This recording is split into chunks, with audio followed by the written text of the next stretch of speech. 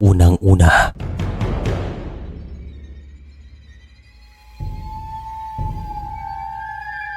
ang ilan sa mga Pilipino ay mahilig sa mga kwentong kababalagan. At mayroon akong ikukwento.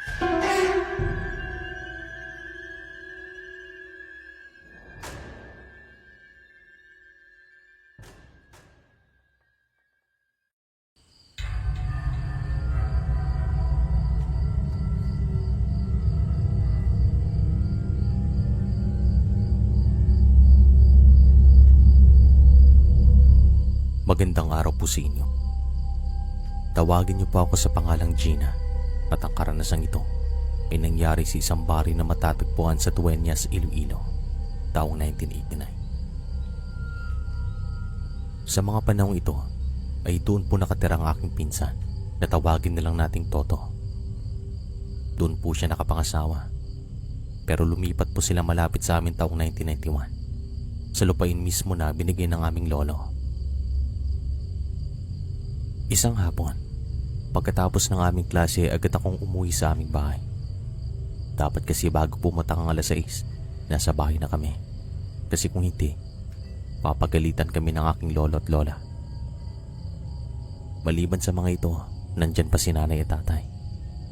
Kaya naman mas mabuti na maagang umuwi para hindi na mapagalitan ng mga ito. Masakit din kasi sa tenga. Pagkarating ko naman sa bahay ay agad akong tinanong ng aking ina kung sasama ba ako sa Dueñas kasi binyag daw ng anak nila Insan.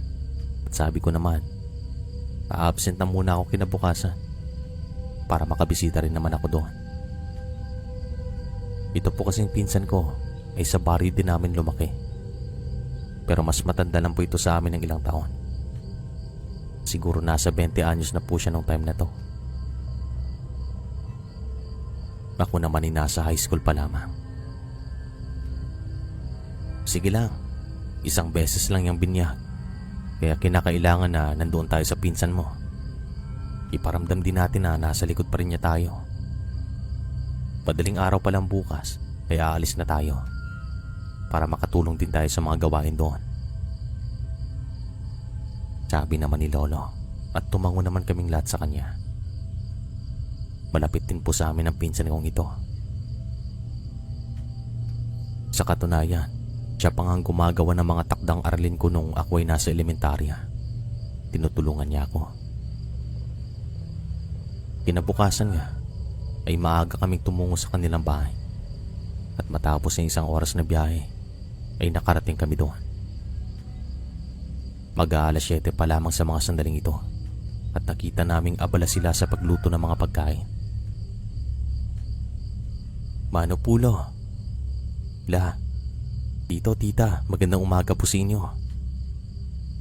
Sabi ng aking pinsan sa pagpasok pa lang namin ng bakuran. Tumulong naman kami sa mga gawain at yung ilan sa mga kamag-anakan ng asawa ni Insan na tawagin na lang natin sa pangalang Tanya ay nandoon din para tumulong. Masaya naman ang aming mga usapan at magaling naman sila makitungo. Bandang alas 8 ng umaga ay sinabihan naman ako ng pinsan ko na ako na muna magbabantay ng kanilang anak kasi yung nanay ni Tanya ay kailangan sa kusina. Si nanay at tatay kasi nandoon din, abala sa paggaya. Nasa 4 na buwan pa lamang yung anak nila Insan at sa mga sandaling ito ay umiiyak po siya. Kaya binuhat ko na para patulugin. Makalipas ang mahigit 10 minuto ay nakatulog po ito at ako naman ay walang problema sa pagbuhat sa kanya. Sa katunayan, pabor nga sa akin kasi ganito lang yung gagawin ko habang sila ay paspasan sa pagluto.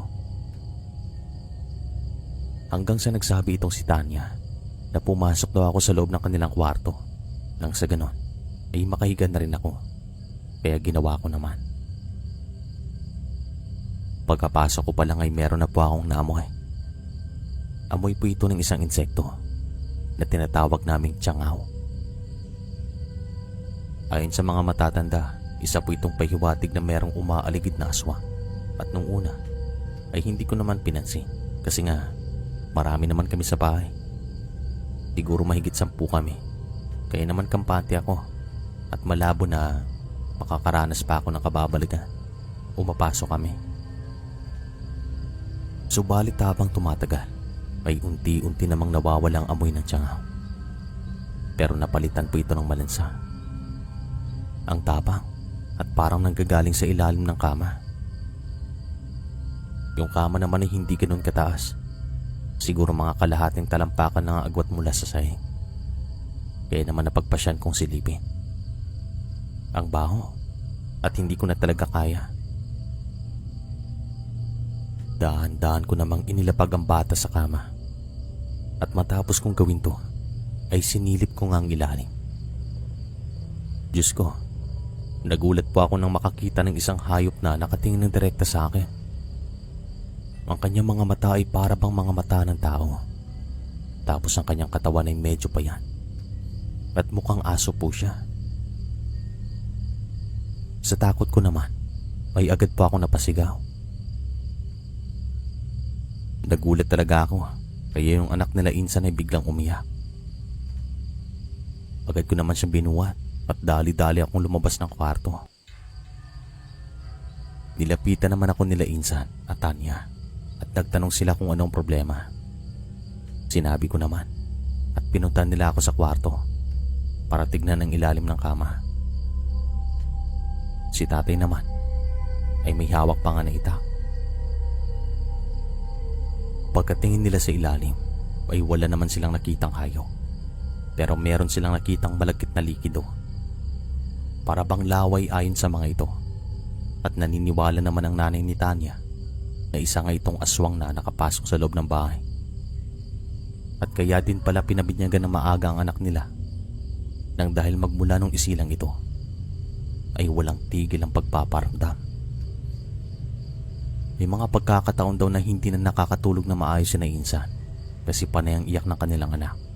Tapos palagi silang nakakarinig ng kaluskos sa bubong ng bahay, lalo na tuwing madaling araw. At sabi naman ng albularyong tumingin sa bata, gusto daw talaga itong kunin. Kaya kahit anong mangyari ay huwag itong iwan na mag-isa. Dapat meron itong kasama. Bago naman pumatak ang 9:00, ay tumungo na kaming lahat sa simbahan para mabinyagan na ang bata. Ang naiwan naman sa bahay ay ang ilang kamag-anakan ni Tanya. Pagkarating naman namin sa simbahan ay naghintay pa kami ng kaunti at bandang 11:00 ay umuwi na kami sa bahay nila Insan. Agad naman kami kumain ng tanghalian at marami pong mga bisita. Marami kasi mga kaibigan doon si Insan at marami ring mga kamag-anakan si Tanya, kaya naman masaya ang lahat. Bandang 1:00 ng hapon ay nag-inuman na sina tatay at lolo sa likod ng bahay, kasamang ilang mga kaibigan at kamag-anakan nila Tanya. Ang saya sa mga sandaling ito, tapos hindi man lang umiyak ang anak nila Insan.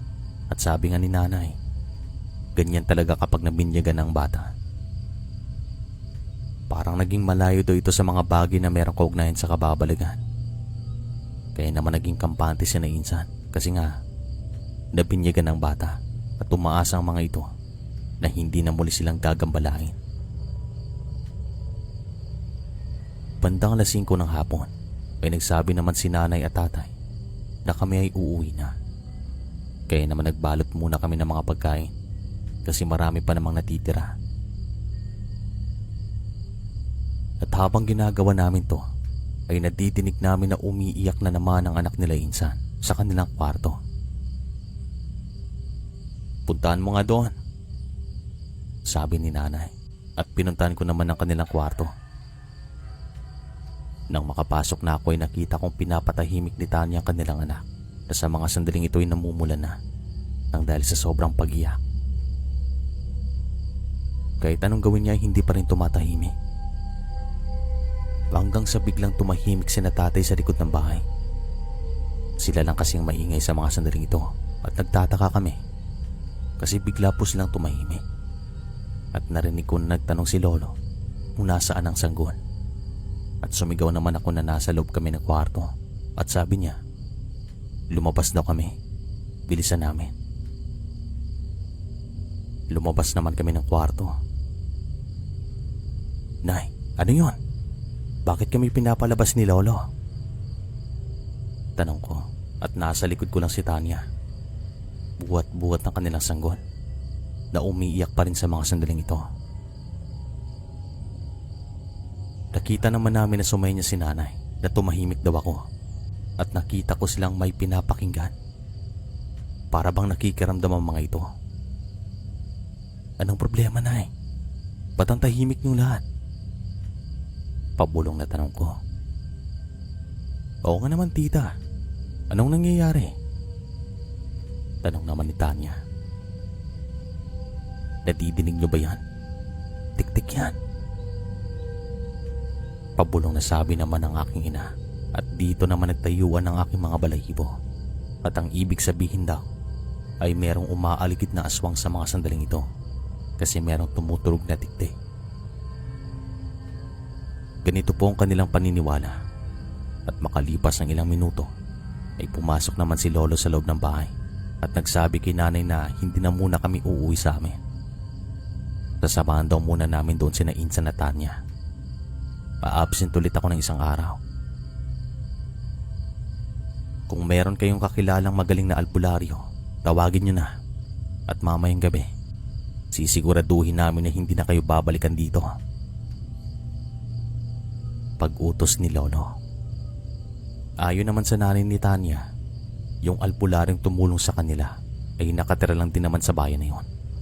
Subalit sabi ni Lolo, kung magaling siya, hindi na sana sila binabalik-balikan at binubulabo.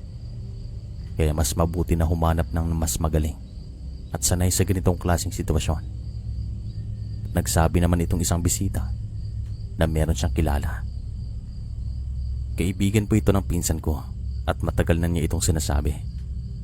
Pero hindi naman nakikinig tong pinsan ko kasi nakatira daw sa malayo at kinakailangan pang sunduin.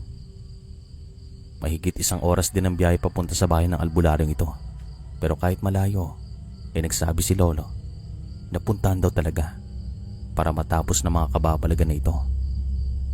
So yun nga, bago pumatak ang alas 4 ay umalis na yung nanay ni Tanya at si Insan para tawagin ng isang magaling na albularyo. At bago mag alas 6:30, dumating sila sa bahay na kasama nga itong magaling na albularyo. Natawagin nating Mang Crispin. Agad naman niyang tinignan ang anak nila Insan at nagsabi ito na meron daw itong marka. Gustong gusto daw talaga itong kunin. Meron akong kuto na taga dito rin naman ang gustong kumuha sa kanya. Maging alerto kayo at kung meron man kayong pinaghihinalaan dito sa baryo, banggitin niyo ang kanyang pangalan kapag merong magpaparamdam. At pagkatapos niyong gawin to, tignan natin kung babalik pa siya pagkalipas ng ilang araw. Tawagin niyo ulit ako kung sakaling bumalik man. Sabi ni Mang Crispin. Tumango naman kami sa kanya at nag-usal pa ito ng mga dasal na hindi talaga namin maintindihan. At meron po siyang pinasuot na kwintas sa sanggol. Ang bilis po niyang kumilos. Tapos bago pumatak ang alas 7, ay umuwi po ito. Sabi naman ni Lolo, makikita niya na magaling itong albularyo. May isang salita at alam niyang kanyang ginagawa.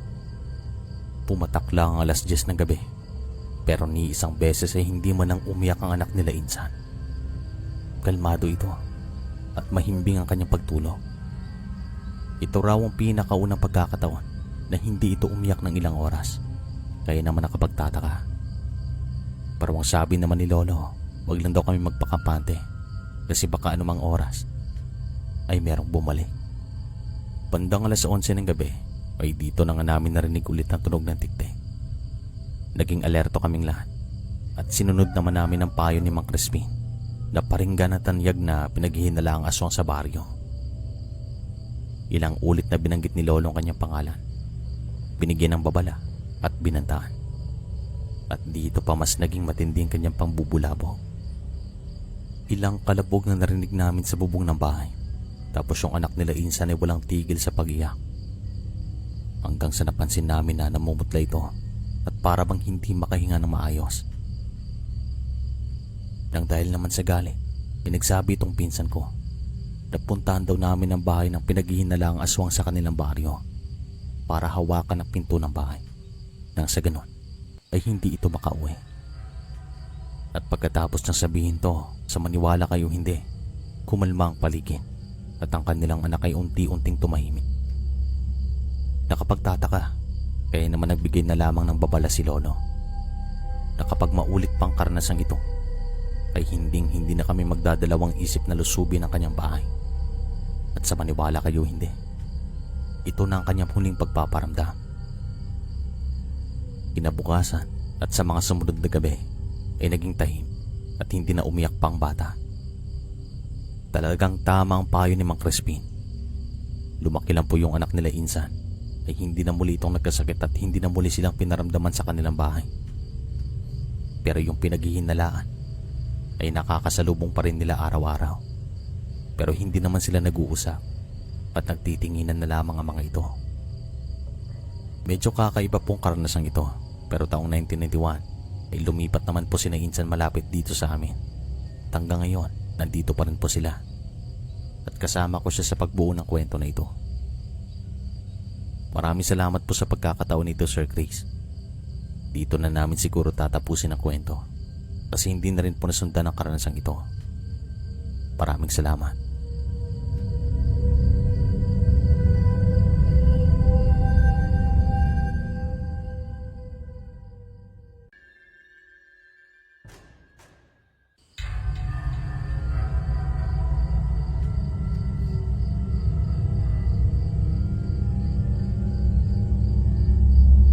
Magandang araw po sa inyo.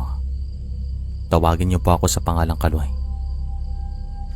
Lumaki po ako sa isang bahay na matatagpuan sa Samar at nangyari po ito way back 1995. Hindi naman po sa pagmamayabang, pero nung time na to ay isa akong basagulero sa baryo. Kapag makainom ako ng alak ay agad pa ako nag-aamok at naghahanap ng away. Kumbaga, pinapakita ko talaga sa mga tao na matapang po ako at walang kinakatakutan. Sa katunayan, yung mga magulang ko ay mababay, pati na ang aking ate at kuya. Ako pong bunso sa amin at sabi naman ni nanay, nakuha ko daw ang aking pag-uugali kay lolo kasi nung kapanahunan niya, basagulero din po iyon. Subalit nagbago ang lahat nung nakaranas ako ng kababalagan. Ngayon ay tahimik kaming namumuhay ng aking asawa at anak dito sa Maynila. Sisimulan ko na po ang kwento. Sa mga panahong ito ay nasa 19 anyos na ako. Wala akong anumang bisyo maliban sa pag-inom ng alak. Hindi pa ako naninigarilyo o gumagamit ng ipinagbabawal na gamot. Hindi rin pa ako umiinom ng kape. Subalit meron akong pag-uugali na kapag nakainom ako ng alak ay bawal po akong tingnan. Kasi kapag mahuli kitang nakatingin ng masama sa akin, ay agad pa ako nagagalit. Alam ko na hindi lang po akong merong ganitong pag-uugali. Meron ding iba dyan. Pero talagang hindi magandang ganitong pag-uugali, lalo na kapag dumadayo ka sa ibang lugar. Kasi maliban sa nakakahiya, ay sisirain mo lang ang okasyon na pinuntahan mo. Kaya mas mabuti pong maging mabuting tao. Isang hapon, habang ako'y nagpapahinga sa labas ng aming bahay, ay dumating itong isang kaibigan na tawagin na lang nating Ian. Ito pong si Ian ay kasama ko sa trabaho. Kababata ko rin naman po ito, kaya naman malapit po ito sa akin. "Oh, anong kailangan mo?" tanong ko sa kanya. Yung kaibigan ko na nakasalubong ko sa bayan, sabi niya, merong kaunting handaan sa kanilang bahay. Pinapapunta ako. Gusto mo bang sumama? Tanong niya. Bakit ako pupunta doon? Hindi naman ako imbitado. Sagot ko naman. Sabi nga niya magsama daw ako ng taga dito para kung sakaling gabihin ako ng uwi ay meron akong kasama. Sige na, doon na lang tayo maghapunan. Sagot naman niya. At bumangon ako mula sa pagkakahiga. O sige, sasabihin ko muna kay nanay at tatay. At aalis tayo. Para alam nila. Sagot ko naman po sa kanya at agad akong pumasok sa loob ng bahay. Hindi naman nagtagal nagbihis ako at saka lumabas. Makalipas ang ilang minuto ay umalis na kami ni Ian at naglakad na mahigit kalahating oras. Sa palayan po kami dumaan para hindi na po kami tutungo sa bayan. Meron po kasi mga shortcut sa amin nang sa ganun ay agad na makarating sa mga karatig bayan. Yun nga lang syempre maputi at medyo masukal ang daan. Hindi lang po kasi palayan ang aming madadaanan, kundi pati na yung mga kakawian. Nakahanda na rin naman kami ni Ian. Meron akong dalang flashlight para kung sakaling gabihin talaga kami ay meron kaming ilaw sa daan. Pagkarating naman namin sa bahay ng kanyang kaibigan, natawagin na lang natin sa pangalang Romel, ay agad naman kaming kumain ng hapunan. Maraming handa at nalaman namin na yung anak pala ni Romel ay bininyigan ng araw na to, kaya marami ring bisita. Pagkatapos naman namin kumain, ay hinanda naman ni Romel ang isang mesa at 2 upuan na para lang sa amin ni Ian. Yung iba niyang mga bisita ay nasa kabilang mesa lang naman. Hindi naman nagtagal ay binigyan niya kami ng alak at sinimulan naman namin ni Ian ang inuman. Kaming 2 lang nag-uusap, pero pinupunta naman kami ni Romel para kausapin. Sa kalilipat po ito sa kabila para kausapin na rin ng iba niyang mga bisita. Kalmado naman ang lahat sa mga sandaling ito at masaya naman ang usapan namin ni Ian kahit kaming 2 lang.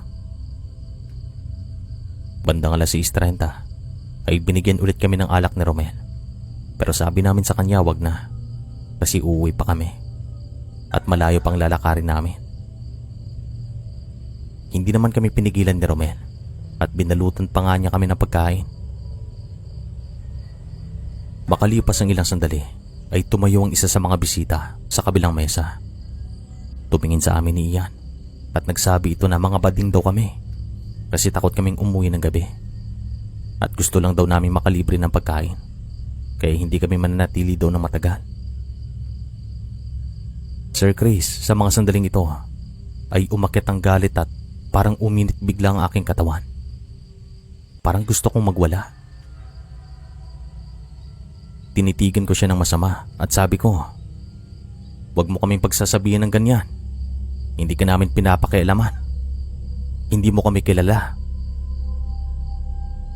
Nakita ko namang tumawa ito at nagsabi ng, "Bakit? Anong gagawin mo?" At dito pa mas tuminding galit na aking nararamdaman. Gaya nga ng sabi ko kanina, kilala akong basagulero sa aming baryo at sa tingin ko, nagkamali siya ng binangga. Sinubukan ko pa namang kumalma kasi sinabihan ako ni Ian na tumalikod na at umiwas. Ginawa ko naman para din kay Romel. Tumalikod ako at naglakad patungo sa labas.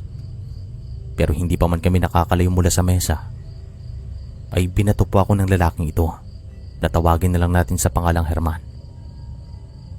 Sa galit ko naman, ay kumuha po ako ng bote ng alak at saka direkta itong binato sa kanya. Tinamaan po ang kanyang ulo at nawalan po ito ng malay. Sinubukan ko pang kumalma pero sa mga sandaling ito ay hindi ko na talaga napigilan ang aking galit. Alam po ni Ian na nagtitimpi ako at sinusubukan ko rin namang kumalma nang sa ganun ay hindi kami makalikha ng gulo. Pero sobra na kasi at hindi ko na talaga napigilan. Nawalan po talaga ng malay si Herman at ang kanyang mga kaibigan ay tahimik lang sa mga sandaling ito. Alam din kasi ng mga ito na si Herman mismo ang naghahanap ng gulo. Hindi naman nila ako pinagtulungan at sinabihan na lamang ako ni Romel na umalis na at umuwi na kami. Humingi naman kami ng paumanin sa kanya. Umalis kami ni Ian at habang naglalakad kami sa madilim na daan, parang sisigaw ako kasi parang kulang pa yung ginagawa ko o ginawa ko.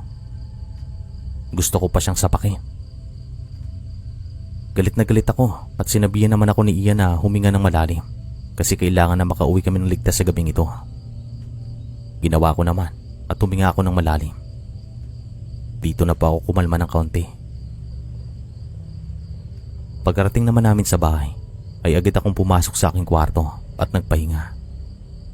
At kinabukasan naman, Sir Chris, dumating sa bahay si Ian at Romel para ikwento ang sumunod na nangyari kagabi. Ayon kay Romel, bumalik naman daw ang ulirat ni Herman pagkalipas ng ilang minuto at saka agad niya akong hinanap. Kumuha daw ito ng itak sa likod ng bahay at nag-amok ito. Hinanap niya ako. Hanggang sa kinaladkad po ito palabas ng mga tiyo ni Romel nang dahil gumagawa po ito ng gulo. At sinamahan naman siya ng kanyang mga kaibigan na umuwi. Pero tuloy pa rin ang kasiyahan. Kaya ito yung mga kaibigan ni Herman ay nagsasabi na siya talagang problema. Nakikita ko ang aking pag-uugali sa kanya at dito ko napagtanto na ganito palang pakiramdam kapag nilapitan ka ng gulo. Maya-maya lang ay nagpaalam din naman sa amin si Romel at hinatid naman namin siya sa bukana ng baryo at agad naman akong bumalik sa bahay. At ang akala ko naman ay magiging tahimik ang lahat. Subalit hindi ko inaasahan na magkakaroon pa ako ng karanasan sa kababalagan. Makalipas ang ilang araw, isang gabi, habang ako ay nagpapahinga sa aking kwarto, ay hindi mawala sa isip ko si Herman. Noong mga nakaraang araw, hindi naman ganito. Hindi ko alam kung bakit pumapasok po ito sa aking isipan. Bandang alas 9 ay nakatulog po ako nang hindi ko namalayan. Subalit nagkaroon naman ako ng isang masamang panaginip. At ang napanaginipan ko, walang iba kundi si Herman.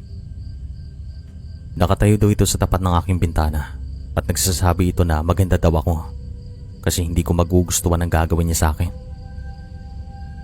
Hanggang sa unti-unti daw humigpit ang aking leeg na tila ba merang sumasakal sa akin. Malayo naman daw ang agwat namin ni Herman, pero hindi ko alam kung bakit parang may sumasakal sa akin. Hanggang sa unti-unti na akong nawala ng hangin. Ang huling narinig ko ay umaalulong ang mga aso bago ako nawalan ng malay. At walang ano-ano, Sir Chris, nagising ako at nadidinig ko nga ang alulong ng mga aso. Pawis na pawis ako, hindi mapakali at nababalisa. Agad po akong bumangon at tinawag si nanay at tatay. Natataranta na ako at hindi ko na alam ang aking gagawin. Ang dilim ng paligid kasi walang nakasinding gasera. Nay, tay, tulungan niyo ako. Pasigaw na sabi ko at nakarinig po ako ng malakas na lundag sa bubong ng bahay. Narinig din po ito ng aking mga magulang. Nagising din si ate at kuya kasi ang lakas nun. Tapos yung tahulan ng mga aso ay mas lumala. Para bang meron silang nakitang hindi maganda sa mga sandaling ito. Sinundo naman ako ni tatay sa loob ng aking kwarto. Ano yun? Anong problema mo? Tanong niya. Parang isa po akong musmos sa mga sandaling ito. Parang iiyak at hindi mapakali. Agad ko namang sinabi kung ano ang aking napanaginipan kasi parang totoo po ito. Nararamdaman ko pa nga na para bang may sumakal talaga sa akin. Kasi nahihirapan pa akong huminga at yung leeg ko ay parang namamanhid. Kaya naman sinindihan ni tatay ang lahat ng gasera. Inikot naman nila ni kuya ang buong bakuran at makalipas ang ilang minuto ay narinig kong nagsabi si kuya ng, Tay, sa bubong! At dito na kami nakarinig ng sunod-sunod na yapak na para bang gawa ng isang tao. At saka nasundan ito ng mabigat na lundag sa likod ng bahay. Doon po tumalon ang kung ano man ang nasa bubong. Tumungo doon sina tatay para hanapin pero wala silang nakita. Hanggang sa lumabas na rin po ako na merong hawak na itak pero tamang-tama din na papasok na sina kuya. Nagtanong naman kami kung ano ang nakita ni kuya at nanindig naman ang aming mga balahibo nung sabihin niyang malaking baboy daw. Kung iisipin naman po ng mabuti, talagang malabo na makakaakyat ang baboy sa bubong namin kasi mataas po. Wala naman kaming pangalawang palapa pero mataas yung bubong namin. Kahit nga kami kailangan pang gumamit ng hagdan para lang makaakyat. Baboy pa kaya? Hindi na po kami natulog hanggang sa sumikat ang araw kasi hindi kami makapaniwala sa mga nangyari. At ang akala ko naman ay hindi na po ito masusundan. Pero sa maniwala kayo hindi. Halos gabi-gabi ko pong napapanaginipan si Herman. Maliban sa kanya ay meron pang ibang karakter na paulit-ulit ko ring nakikita sa aking panaginip. Hanggang sa napagpasya namin na magpatingin na sa isang albularyo at tinulungan naman po niya kami. Binigyan ng pangontra at tinuruan ng mga dapat namin gawin para iwasan ako ng mga nambubulabog sa akin. Pero isang madaling araw ay nagising ako ng walang dahilan. Agad po akong tumingin sa aking paligid kasi pakiramdam ko parang may nakatingin sa akin. Hindi na rin po ako mapakali. Hanggang sa naisipan kong bumangon at tumungo sa kwarto ng aking mga magulang. Pero pagkabukas ko ng pinto ng aking kwarto ay nagulat ako kasi meron po ako nakitang nakadungaw sa bintana. Isang malaking baboy. Nakatingin sa akin at ang kanyang mga mata ay para bang mga mata ng isang tao. Kaya naman dito po ako napasigaw. Nagising naman ang lahat at sa isang kisap lang nawala ang baboy sa bintana. Inilarawan ko naman kung ano ang aking nakita kasi baka ito rin ang nakita nyo nung unang gabi kaming binulabo. At tama nga ang aking hinala. Parehong pareho. Gaya ng ginawa nila nung una ay inikot nilang buong bakuran pero wala silang makita. Subalit ang ipinagtataka namin ay hindi man lang umalulong ang mga aso. Kaya nagtipon-tipon kami sa misala para makiramdam. Sabi naman ni nanay, kailangan na meron kaming gawin. At napagpasya ni tatay na puntahan si Herman para pagsabihan. Pero kinabukasan, nung tinanong namin si Romel patungkol kay Herman, ay nalaman din namin na hindi rin pala niya alam kung taga saan ito. At ang tanging makakasagot daw ay ang kaibigan niya na siyang nagyaya kay Herman nung araw ng binyag. Pero ang problema, umalis na daw iyon para magtrabaho sa malayong lugar. Mahigit 1 buwan po ako nagkaroon ng mga masasamang panaginip. Pero pagkatapos nito ay unti-unti namang naging tahimik ang aking buhay. Dito ako natutong magdasal at tuwing linggo nagsisimba na talaga ako. Masasabi ko na nagbago po yung buhay ko magmula nung lumapit ako sa Diyos. Pero naging alerto po ako pagdating sa mga ganitong pangyayari at hindi na po ako masyadong dumadayo sa ibang lugar para makipag-inuman. Dito ko na po siguro tatapusin ang kwento kasi hindi na rin po nasundan ang karanasan namin.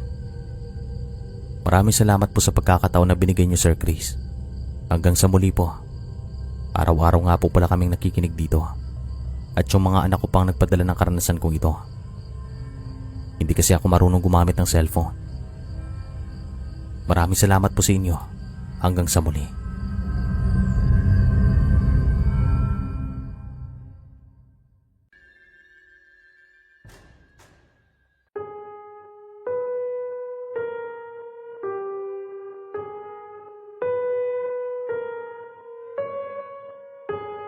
Magandang araw sa inyo. Taong 1993 ay dumayo ako sa lugar ng aking pinsan na tawagin na lang natin sa pangalang Ramonito doon sa Dueñas, Iloilo. Bali sumama ito sa kanyang asawa na tawagin na lang nating Ate Belen. Mabait po ito at mapagmahal na tao. Walang gulo, walang katulad. Isang araw bago ang binyag ng kanilang anak, ay pumunta ako doon para tumulong sa pagganda ng mga lulutuin. Kusinero po ako at sa tuwing may mga okasyon doon sa lugar namin sa Aklan, ako yung pinapatawag ng mga kabaryo namin. Ako ang nagluluto at naghahanda ng mga pagkain. Hindi naman po sa pagmamayabang pero masarap daw ako magluto. Kaya ako ang pinapatawag sa tuwing merong okasyon doon sa lugar namin. At yun na nga, hapon na nung marating ko ang baryo ng aking pinsan. Nakita ko naman si Ate Belen na nagwawali sa loob ng kanilang bakuran. Ate, magandang hapon. Pasigaw na sabi ko Oh, nandito ka na pala. Nasaan si Ramonito? Tanong niya. Ha?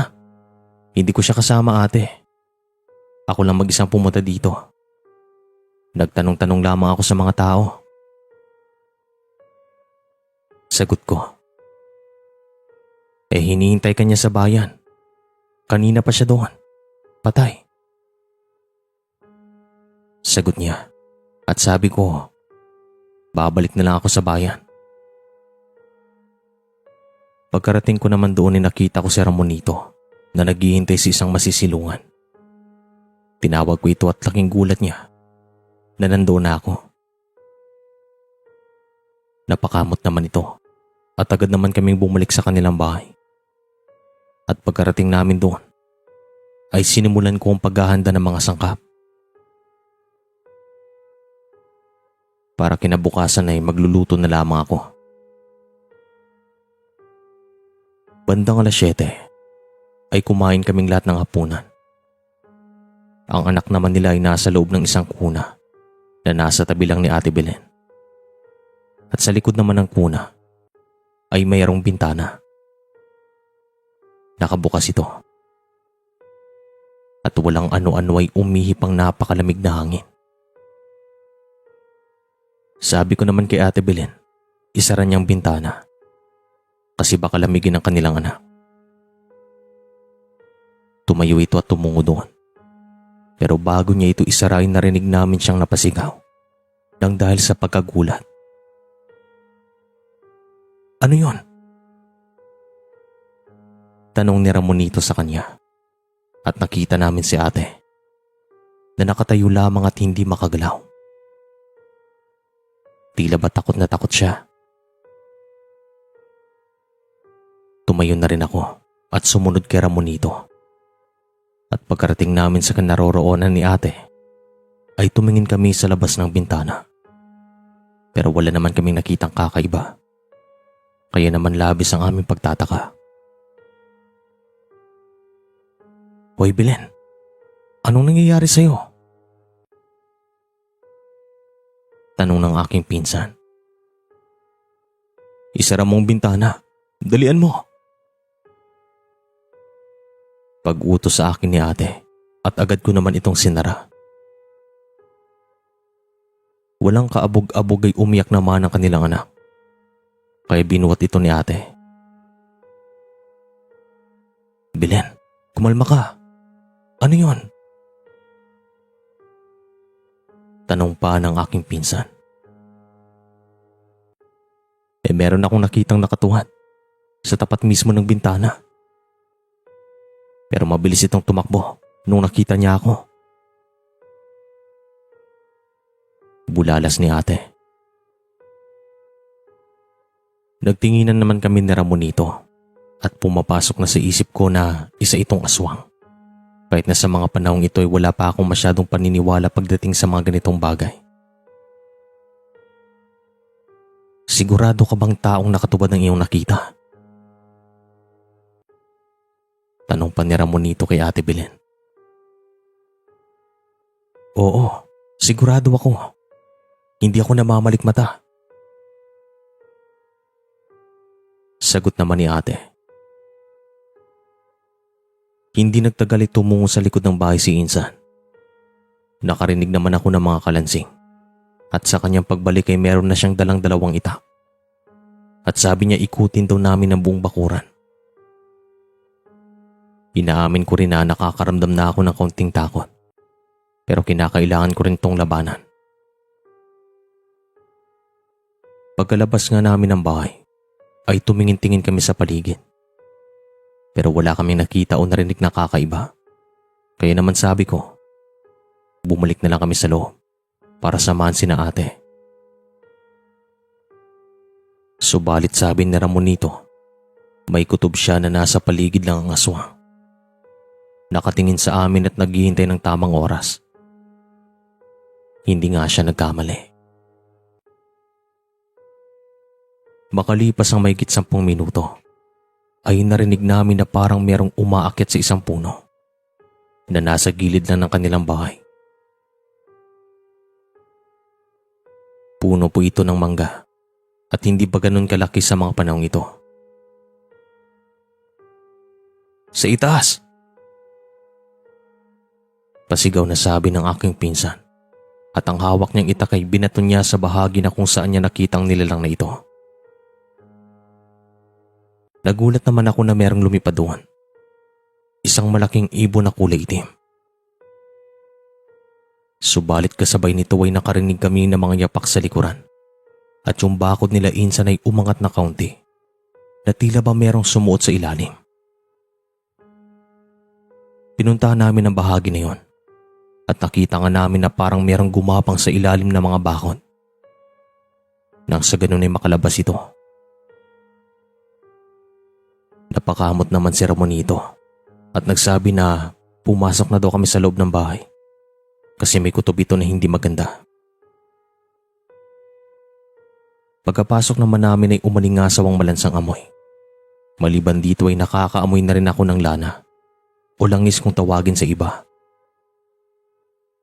Nakakahilo at nakakasuka. Kung kailan bibinyagan na yung anak ko, dito pa siya umatake. Sabi ni Ramonito at napailing na lamang ako sa kanya.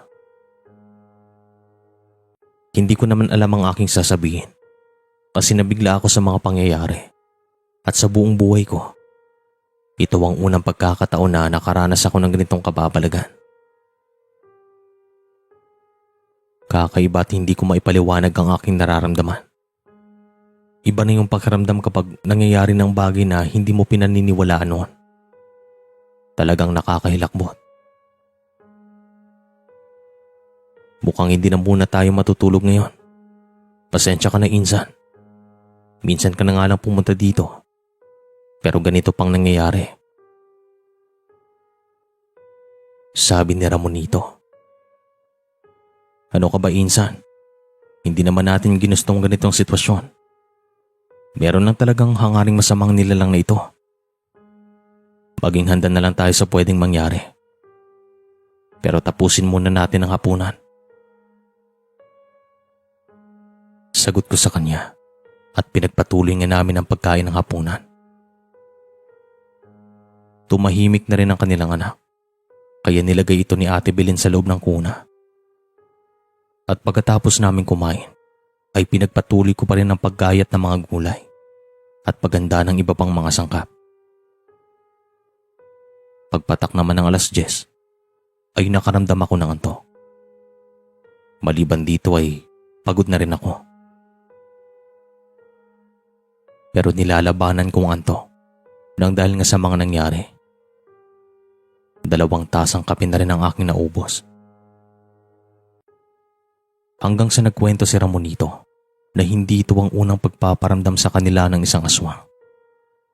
Subalit yung naranasan namin ay ang siyang pinakamalala sa lahat. Hindi daw niya akalain na mangyayaring lahat ng to.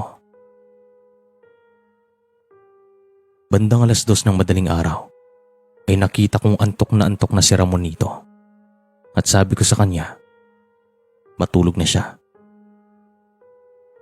Dagdag ko pa, pagkatapos ng mga lulutuin ko bukas ay pwede naman akong bumawi sa pagtulog. Humingi pa ito ng paumanin at makalipas lang 5 minuto, nakatulog ito. Sinigurado ko namang nakalak ang mga pinto at bintana at bandang 3:00 ng madaling araw. Sinilip ko sina Ate Belen sa kanilang kwarto at nakita ko na nakabukas ng bahagi ang kanilang bintana. Kinabahan ako, kaya dali-dali akong tumungo sa loob at tumingin sa kuna. Pero nandoon naman ang sanggol. Hinawakan ko pa ito. Pagkatapos nito ay sinara ko ng bintana. Sinigurado ko talagang nakalak ito at hindi mabuksan ang sino mang nasa labas. Saka bumalik ako sa pagkainan. Maya-maya lang ay isang tunog ang aking narinig. Tunog na parang gawa ng isang ibon, pero medyo magaspang at buo. Nung una hinayaan ko lamang ito kasi sabi ko malayo naman mula sa bahay. Pero makalipas lang ilang minuto, ay huminto ito sa pagtunog. At makalipas ulit ang ilang minuto, tumunog ulit. Pero sa mga sandaling ito ay nasa bubong na ng bahay. Kaya naman dahan-dahan kong ginising si Ramonito. At nang magising ito ay sumenyas ako na tumahimik. At makalipas ang ilang segundo, tumunog ulit ang ibon. Kaya tumayo na si Ramonito at kanyang pinagtutusok ang bahagi na kung saan namin narinig ang ibon. Nakarinig naman kami ng paggaspas na lumipad papalayo at hindi man lang ito natamaan ng itak. Maya-maya pa'y umiyak ng napakalakas ang kanilang anak, kaya dali-dali kaming pumasok sa loob ng kwarto. Sinindihan namin ang lahat ng gasera para makita ang kalagayan ng sanggol. Kahit anong gawin ni Ate Belen ay hindi talaga ito tumahimik hanggang sa nagpanik na ito. Anong nangyayari sa anak natin? At nakita kong nanginginig na ang kanyang mga kamay. Si Ramonito naman ay napahawak sa kanyang ulo at hindi na niya alam ang kanyang gagawin. Insan, meron bang nakatirang albularyo malapit dito? Tanong ko. Wala, Insan. Doon siya nakatira sa bayan. Ang layo ng bayan mula dito. Kung ganun, kinakailangan siguro nating maging matatag. Alang-alang sa anak niyo. Sagot ko naman sa kanya. Tumango naman ito at nagsabi na kapag may tumunog ulit ay lalabas daw kami ng bahay upang patikimin ng kanyang galit. Hinintay nga namin at makalipas ang mahigit kalahating oras ay tumunog ulit. Pero sa mga sandaling ito ay nanggagaling na sa labas ng kanilang bakuran. Sa isang puno na matatagpuan sa pinakalikod. Baling bahagi po na iyon ay kakahuyan na at meron namang mga bahay sa di kalayuan. Samahan mo ko. Pabulong na sabi ng aking pinsan at nagtingin na naman kami ni Ate Belen. Paano si Ate Belen dito? Tanong ko naman. Isara mong pinto, Belen, at kahit anong mangyari huwag kayong lalabas. Hahantingin ko ang hayop na to. Sagot naman ni Ramonito. Kinuha ulit namin ang mga itak at saka lumabas kami ng bahay. Wala po kaming dalang anumang ilaw kasi maliwanag din naman ang buwan at para na rin hindi niya agad kami makita. Pagkarating namin sa bahagi na kung saan namin narinig ang tunog, ay agad na sumigaw ang aking pinsan. Nagbabantay ito at nagsasabi na kapag makita lang niyang nasa likod ng pambubulabog ay hindi daw ito magdadalawang isip na makipagbuno. Ito rin po ang unang pagkakataon na nakita ko siyang galit na galit. Habang nagpaparinig ito, Sir Chris, ay meron naman akong nakitang figura na sumilip sa likod ng isang puno na merong kalayuan mula sa amin. Lumapit ako kay Ramonito at bumulong sa kanya.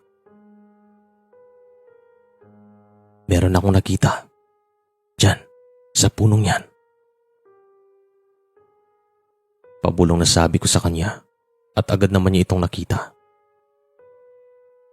Hindi ito nagdalawang isip na tumakbo papunta doon habang sumisigaw ng, "Harapin mo ako.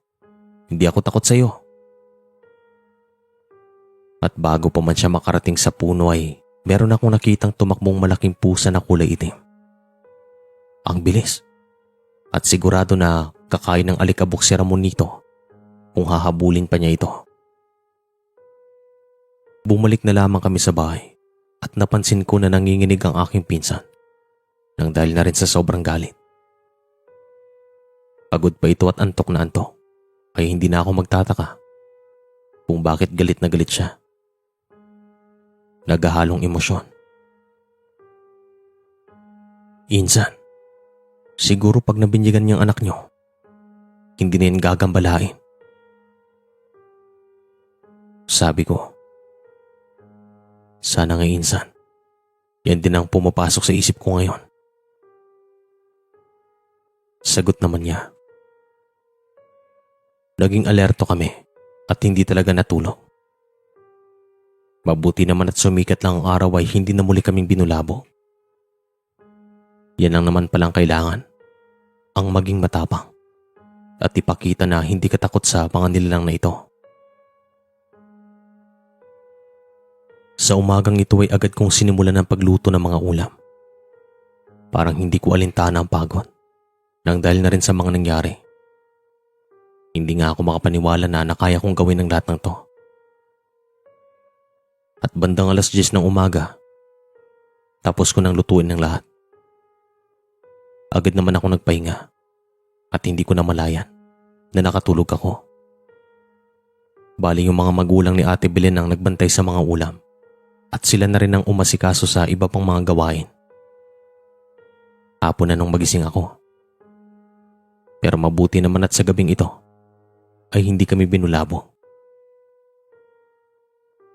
Kinabukasan ay bumalik ako sa Aklan. Hindi ko na alam kung meron pa bang nagparamdam sa mga ito. Pero makalipas pong ilang taon ay bumisita sila sa bahay namin. At ang sabi ng mga ito magmula nung binyagan daw ang kanilang anak ay hindi na muli silang binulabo. At ang sabi naman daw ng albularyong tumingin sa kanya ay gusto itong kunin ng aswang nung gabing iyon. Kasi nga hindi pa nabibinyagan. Parang ganun daw. Sir Chris, maraming salamat po. Dito ko natatapusin ang kwento.